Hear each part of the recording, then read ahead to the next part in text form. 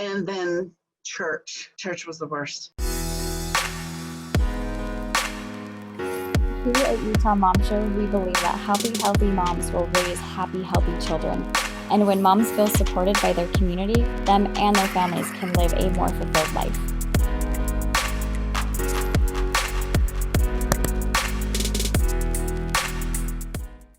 Hey, Kelly, thanks so much for being here today.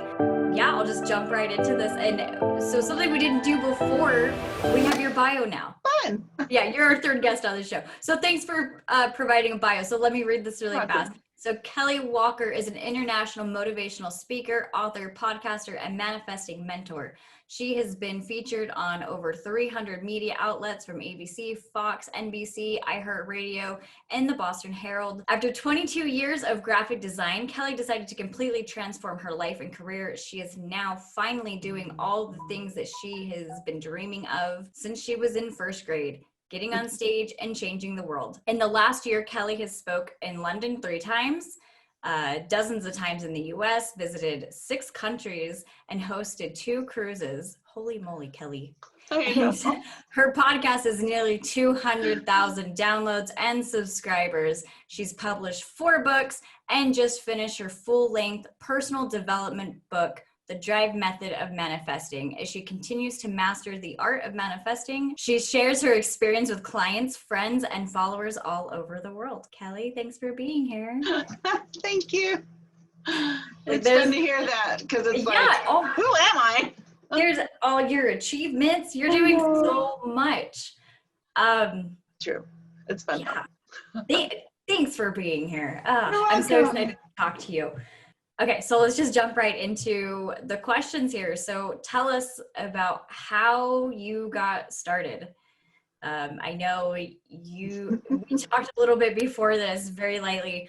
I really want to talk about, you had an interesting childhood. You said you spent a lot of time playing the mom role, helping your mom out, raising the siblings.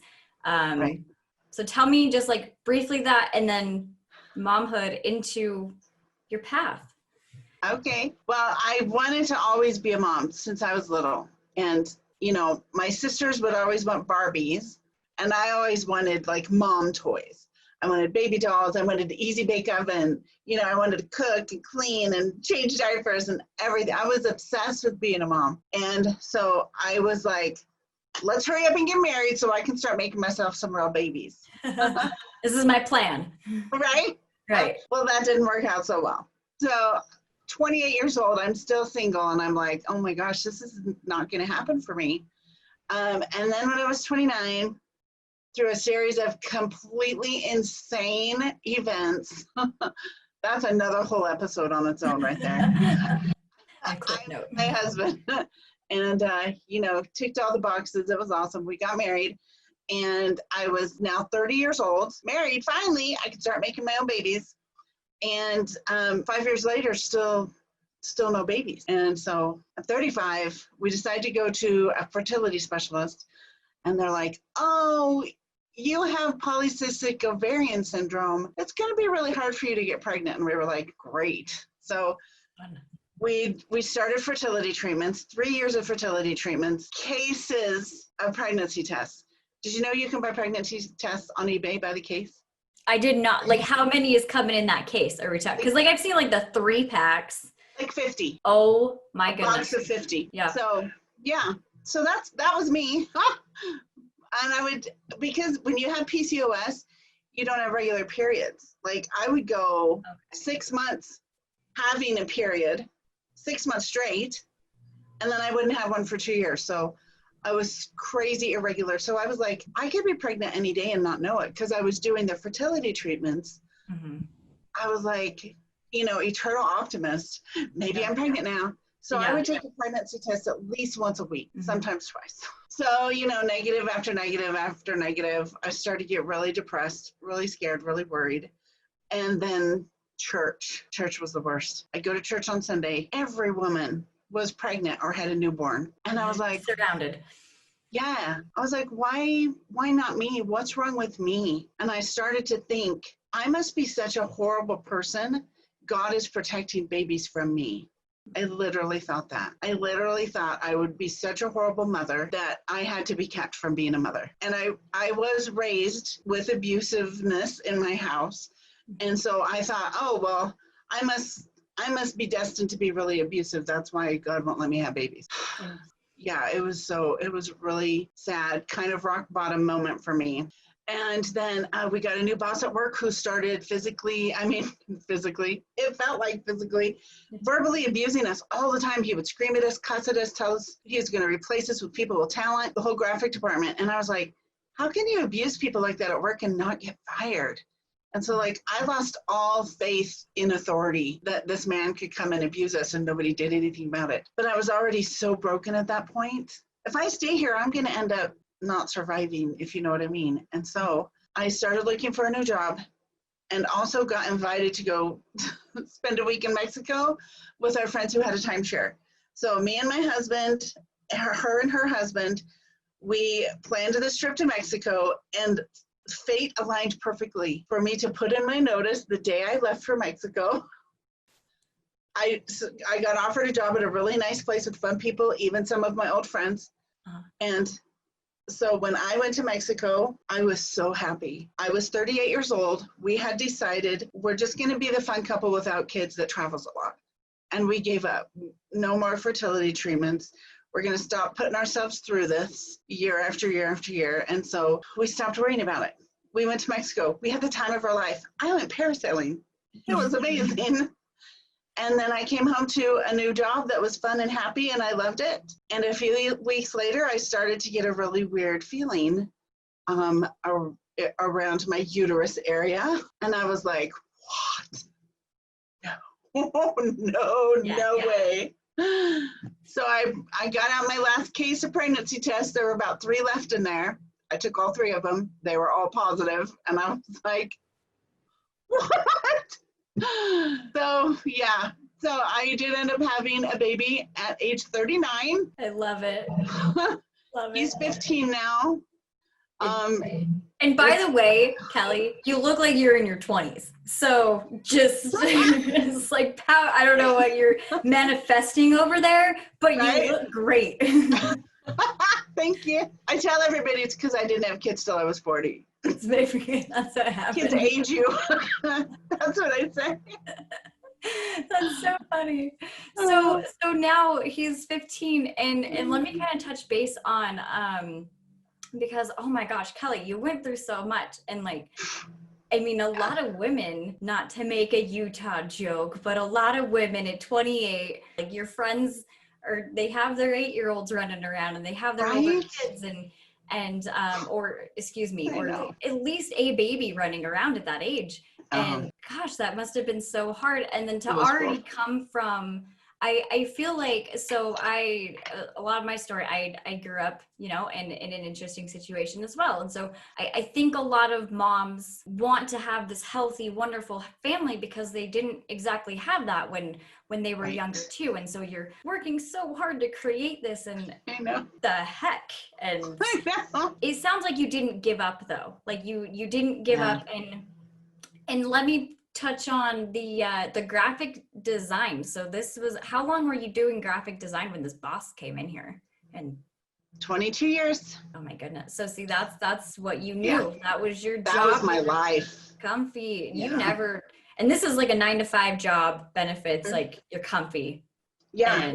And they were my family. Like we were bonded, and then he came in and destroyed everything, and it was really horrible. It happens sometimes in companies. It's rough. And and to get, because you have to, accept, it's just like high school. You're never going to go back and wander the halls of high school and run into your friend in the locker the same way you did. It's going to be something new, and they've all paved over the memories. And so, and so of course, like you're keeping in contact with all of them.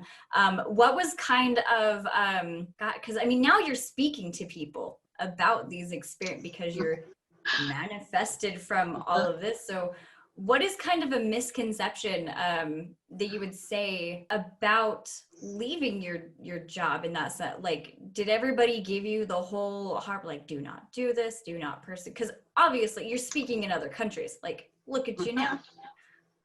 Well, I think they were all like, wow, she's getting out of here. Good for her, because this is horrible right now. And then I was working somewhere else when I became a speaker. I had been working at another place for a few years. So that awesome job I got, sold his company to somebody else. And then my really severe depression hit. And that's when I became completely non-functional. And my son was 12 and I was a zombie. I played video games all day. I was completely checked out of life, and it spilled over into work. So in January of 2017, I got fired. I'd never been fired before. And that was like the nail in the coffin on my self-esteem. And I just spiraled down. And it was during that time, a few months after I got fired, when I was full-time video gaming. Yeah. I got invited to a personal development seminar, and that was the trigger that started my whole transformation. So that was 3.5 years ago. Nice. And it was awesome. And whenever I see my boss that fired me, I give him a big hug and I say, thank you for firing me. I'm so happy. It's so cute. He's so happy for me. He's like, you know what? I knew this wasn't the right place for you. And it was painful and I hated it, but I'm so glad that it worked out like this. And you're welcome. Yeah, I love that. Oh, and you have support from his corner, and He's so nice. That's great. I'm assuming, so yeah, you said this happened when your son was 12, which is a good, I talked on the last point too. A lot of women, people paint this picture like, I'm going to get married and I'm going to have kids and a white picket fence, but you have to, like, you're still a person, you're still your own self, you like things, you like music.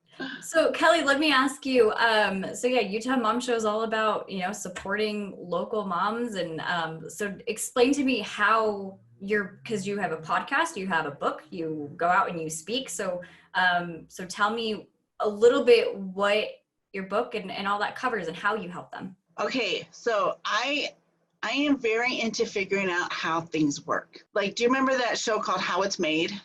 Yes.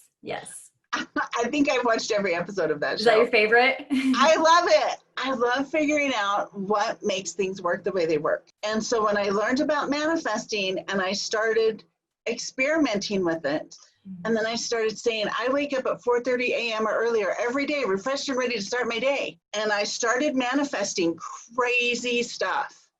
Like, I got into a $25,000 year-long speaker training program, basically for free. When I had been waking up at 8:30 a.m. and barely dragging my butt out of bed, suddenly I started waking up about 3:30 every morning, ready to get up. And I was like, okay, this is working. What the heck?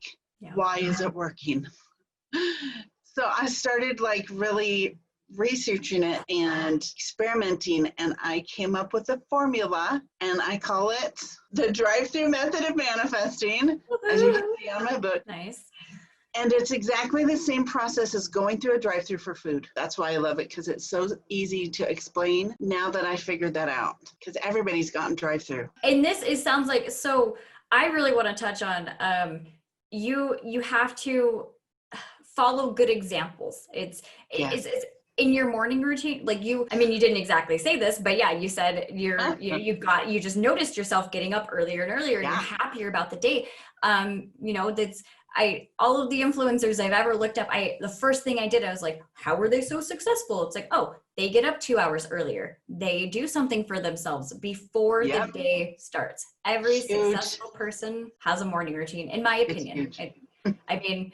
And some people are night owls. That's great. But for a lot of people, and especially moms going out and trying to figure out what's going on in the world, like, I need an hour for myself in the morning, because if I'm depressed, I need to figure that out. Like, if that day I'm just super heavy, I need a journal. Or that day you're sick, you need to take a bath before you get up and take the kids to school, because you just need to put some Vicks on your chest, and you know that you have to still mom cold and get going. Like, whatever you needed.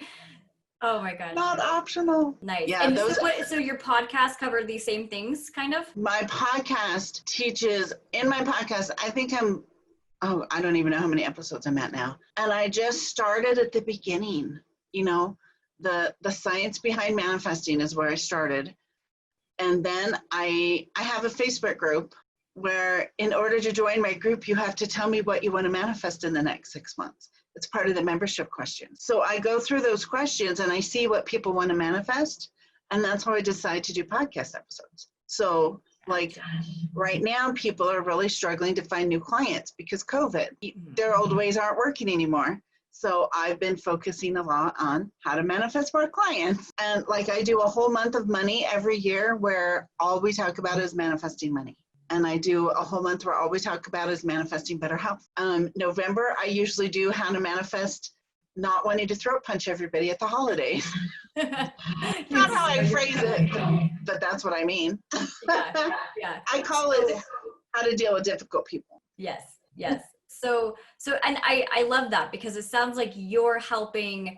If I'm a mom entrepreneur and my specific focus wants to be about my business and I know I can handle my family, that's great.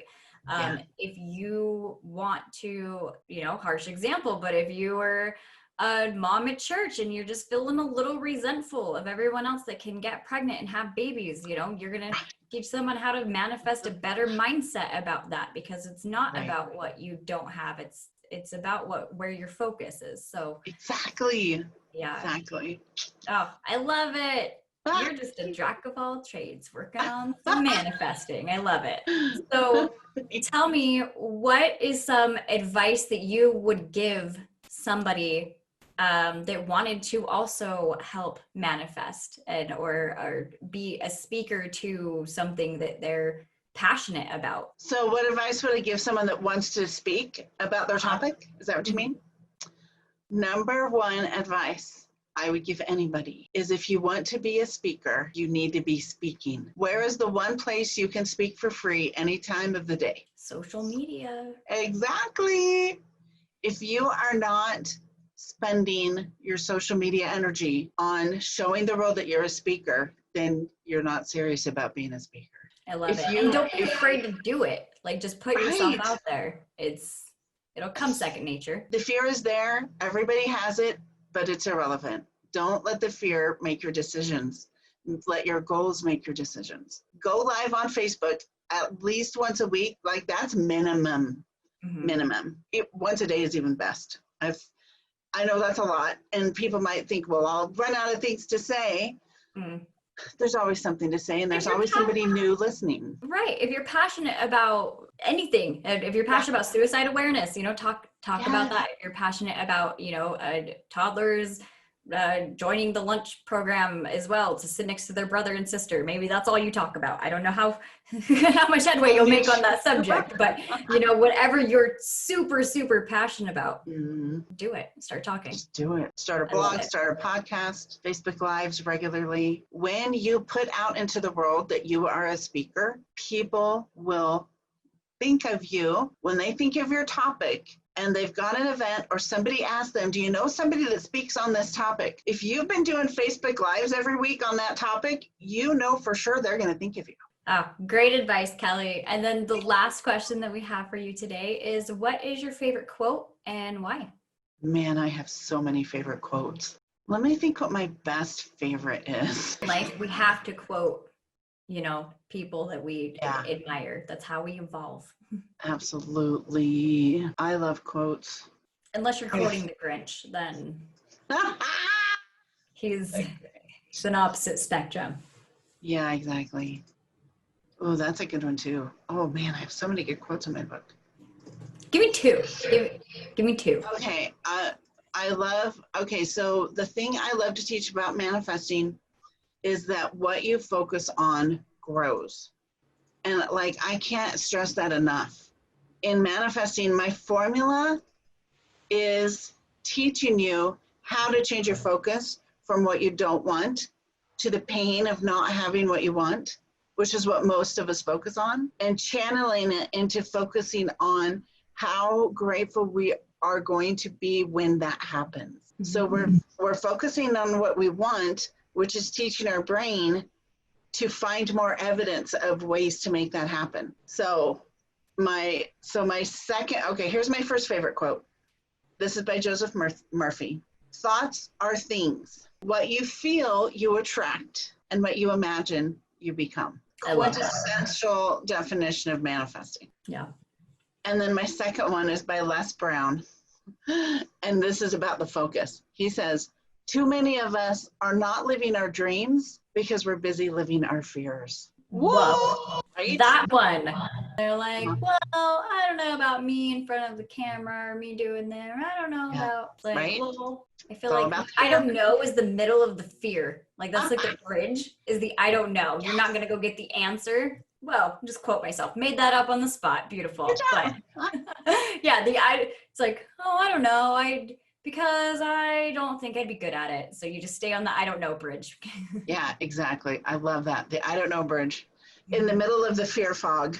So you can't see the other end. Oh, it's hard. You need fog lights. See, your book is the fog lights. There we go. That's perfect. I love it. Kelly, well, thank you so much for talking with us. And yeah, it's absolutely true, you guys. Mindset is everything. It can make you, it can break you.